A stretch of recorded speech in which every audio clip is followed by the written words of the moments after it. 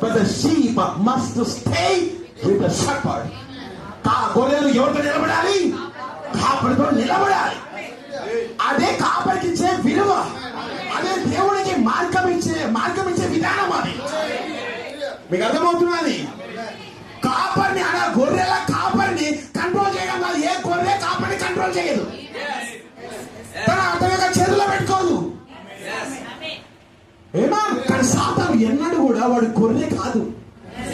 వాడు ఎన్నడూ గొర్రె అయి ఉంటే వాడు క్రీస్తుకి ఎప్పుడో లోబడి వాడు పరలోకంలో.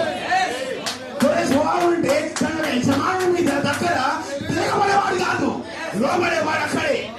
కానీ వాడు గొర్రె కాదు, వాడు తోడేలై ఉన్నాడు. వాడు మొత్తం రాజ్యాన్ని తన స్వాధీనం పెట్టుకోవాలనుకున్నాడు. ఆరాధనను ఆ యొక్క దేవదూతలందరినీ తన స్వాధీనం పెట్టుకోవాలనుకున్నాడు. గొర్రె స్వభావం కాదు అది.